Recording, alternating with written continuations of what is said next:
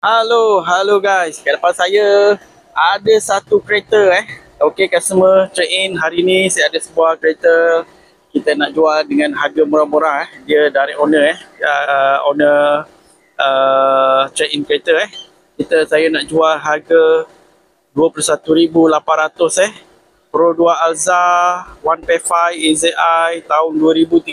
Okey. Okey, cat dia masih okey lah, cuma ada scratch sikit. Di bahagian luar cuma ada scratch sikit, kat sini pun ada scratch sikit-sikit sahaja guys Lampu pun pudar sikit, kita akan polish baik-baik nanti polish cantik-cantik, kasih bersih. Ni bahagian dalam semua okey, tak ada masalah